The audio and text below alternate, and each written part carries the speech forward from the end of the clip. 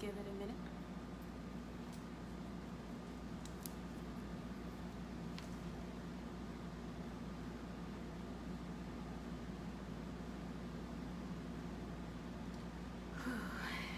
Yes, so I want to say hello and grand rising, good evening, good afternoon. I don't know when you all will see this, but I want to talk about why I'm specifically writing a book for Black foster youth. And I think that this is an important topic because the people that have been supporting me, that have been sharing my work, constantly tell me that people are confused as to why it's specifically Black foster youth, and why isn't it all foster youth, and why isn't it other plug and play ethnicities. And it took me a minute to just kind of like seep it in, because I honestly didn't think that it needed to be addressed or explained. But as more people are telling me about the misperception of the Black Foster Youth Handbook, I realized that I need to address it. So the main reason why it's the Black Foster Youth Handbook is because, well, I myself am Black and brown. I'm mixed. So my father is of African descent and my mother is of indigenous descent, also known as Mexican. And I can really only speak to that narrative, right? If I am Black and brown, I can really only speak to my personal experience in the foster care system, and even before the foster care system, of racism, poverty, which, poverty can also interchange with institutional racism, and the history of institutional racism and how that has shown up in different ways in our families, in our communities. So that's one reason. Another part is just my personal experience of going through colorism and how that has shaped the way I view beauty, and how I had to decolonize my mind and reprogram my mind on what beauty really means, as opposed to the quote-unquote dominant society's viewpoint and portrayal of beauty. So that's also some pieces that I felt were imperative to talk about, and I do think that as brown and Black people, you'll be able to relate to that, because, well, more often than not, from the conversations that I've had with young people, older people, we all experience those inconsistencies, whether that's in our mindset or in our families. And it's really important that we shut those narratives down and we replace those narratives with something else. So that's one of the main reasons. A lot of times since I've mentioned and been promoting that the Black Foster Youth Handbook is going to be coming out, and other people have been sharing that, sadly, a lot of people have felt like it was a personal attack on their specific story. They felt like because I specifically am talking about the Black foster youth, or people of color, indigenous people, that now excludes their story from being significant or important or relevant. And that is far from the case. I in no way have the intentions of minimizing anyone's story. I do want to be clear that the Black Foster Youth Handbook, however, again, is specifically geared towards young people of color, because I myself am a young person of color. So it's not a personal attack on any ethnicity or race. And that's something that I've learned that just continuously kept coming up. And I was like, this is actually insane, because like, why would you think that? But that's why I want to be clear that the Black Foster Youth Handbook is definitely not to minimize anyone's story. However, I do believe that, you know, it's just simply different. The narrative of Black and brown young people, specifically navigating through foster care, is different.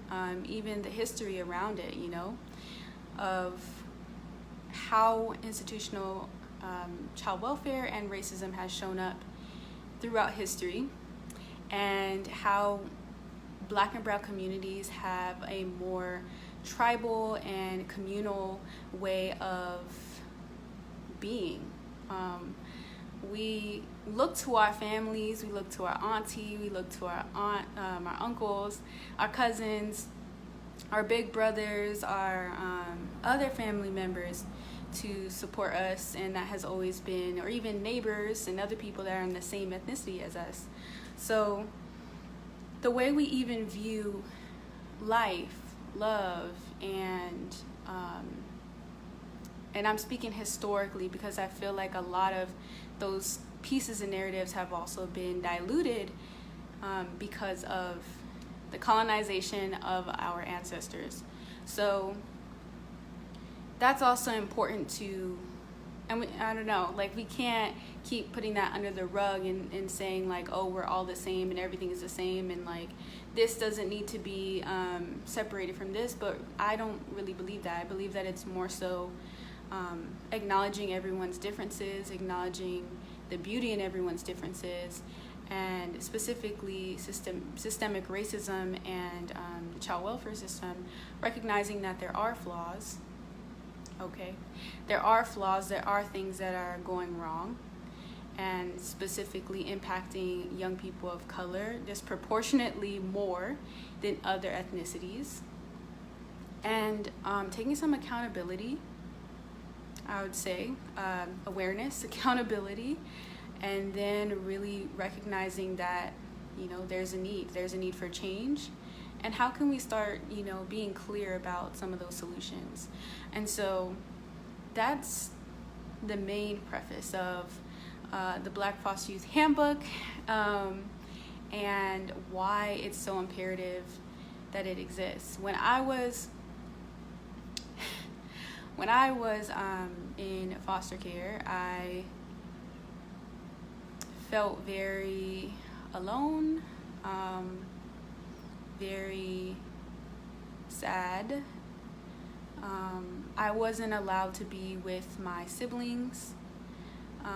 We were separated after we were removed from our kinship placement. So we were first placed with our aunt and uncle, and then it didn't work out, is what I'll say.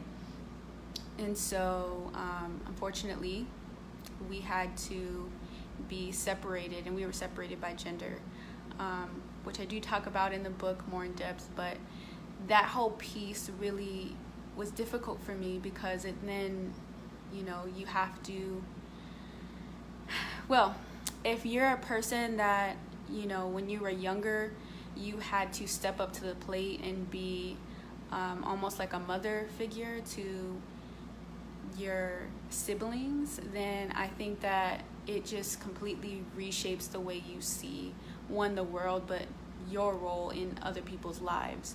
You always take on, you know, the provider and caretaker role, because, you know, whether your parents wanted to or didn't want to, they didn't show up in the ways that were most beneficial to you or your siblings.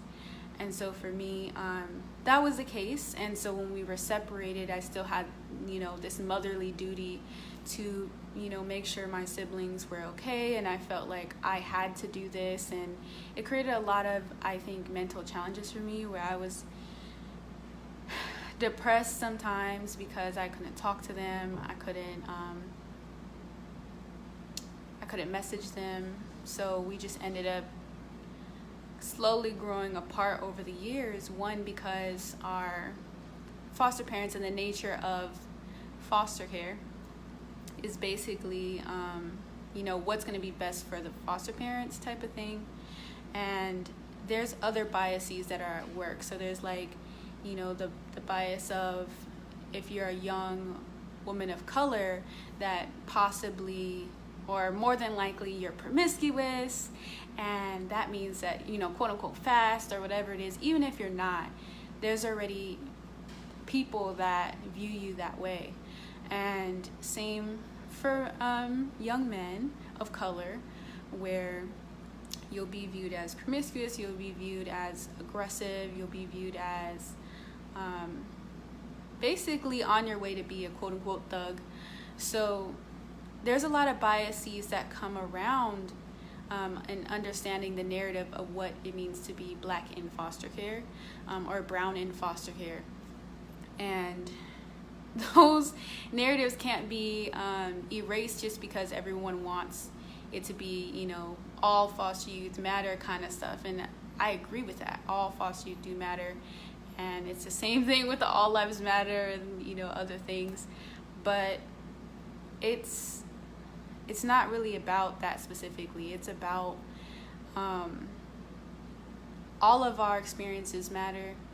However, this is me speaking on my piece in my personal story and hoping to educate young people that are currently experiencing foster care and have already experienced foster care, as well as those that are supporting young people, those that are always around them and talking to them. So that includes social workers, foster parents,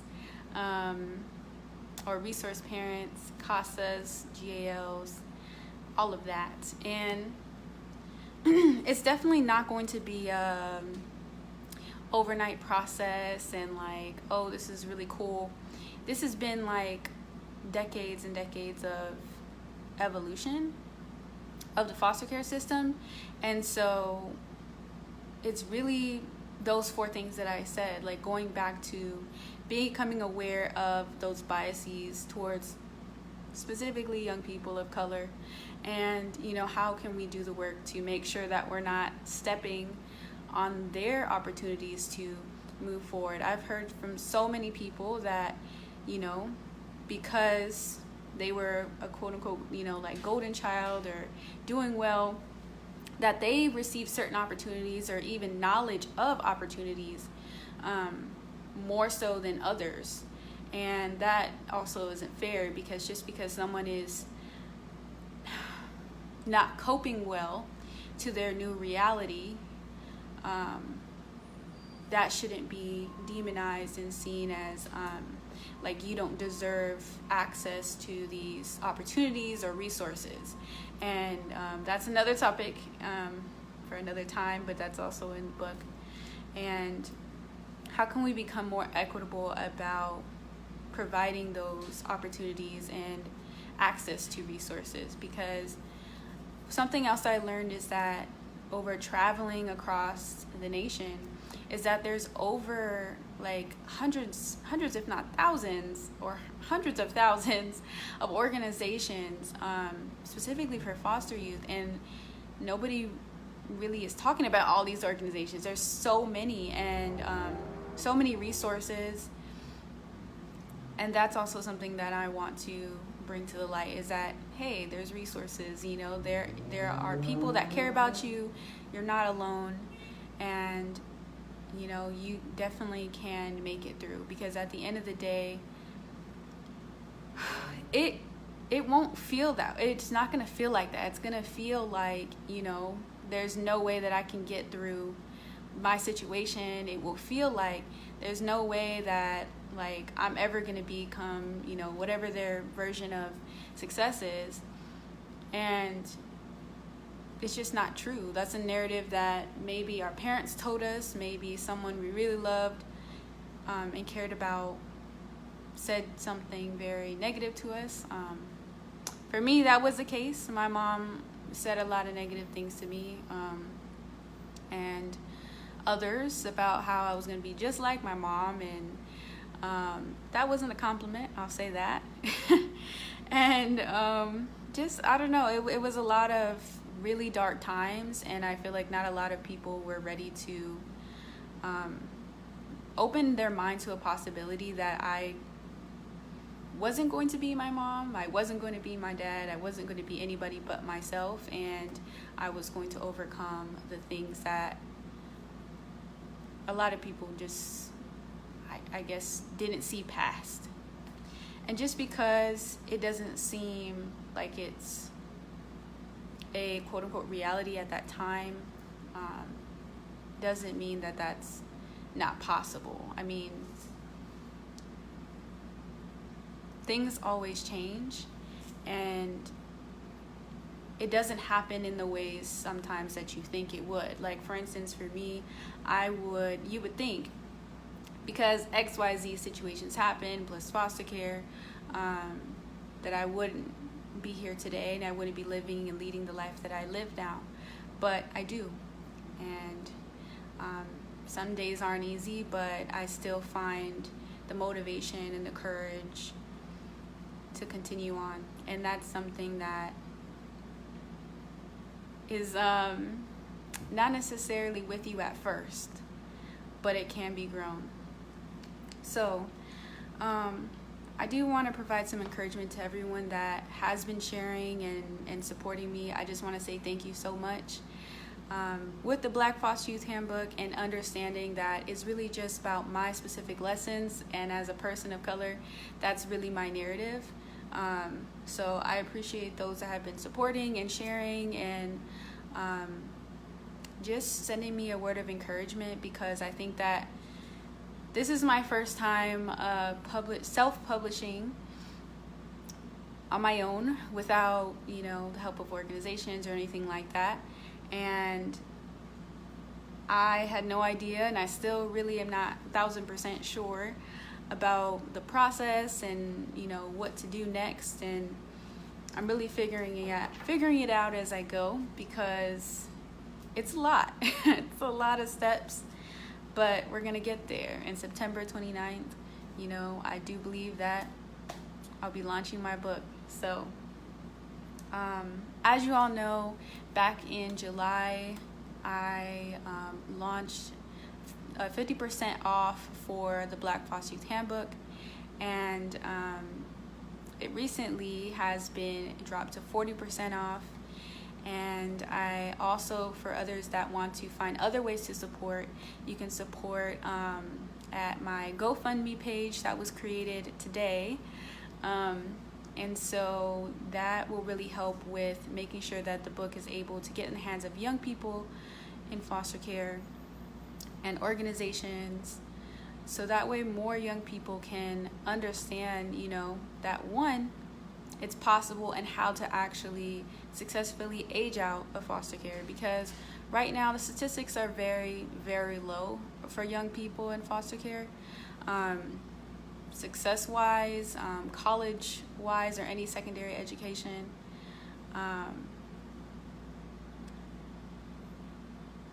Thank you, Alan Stamps. And for the most part, I think that I really want to reach as many people that I can, because I feel like I didn't go through these situations, and they didn't go through these situations, and whoever went through, foster care or childhood trauma on this, you didn't go through it for no reason. And it's important to understand that part, because if you just believe that all this is happening for no reason, and why me, and blah blah, and you really believe that, then you're gonna end up depressed for the rest of your life. I've met so many people that they subscribe to the why me narrative, and they're 50, 60, 70 years old, and it's still, I never made it because this and this happened to me. And they never transition out of that narrative. They just stayed there, and now they're 60 and 70 with a list of woulda, shoulda, couldas, and no big plan. There's dreams, big dreams, but no plan. to achieve those dreams. So we don't want to do that. We want to have young people be confident and prepared to take on life and not fall into homelessness and fall into poverty, fall into domestic violence, or dealing with a lot of things that I know that I did and others have that have experienced foster care. So there are many ways to support. One of the ways, as I said, is on my website, which is Original Soul Flower. Original, then soul as in SOUL, and then flower, FLOWER. I'll put it in the comments. And on there, you'll be able to pre-order at 40%. And if you want to support in another way, there is, as I said, I created a GoFundMe account. So I will be putting that in the comments as well. And I definitely, again, just want to say thank you to everyone that has been sharing and supporting, and those that helped me reach my first financial goal, to even get started on the book. And I'm really looking to help as many young people as I can that are in foster care, and uplift the others that are doing this work and has been doing this work since before I even existed.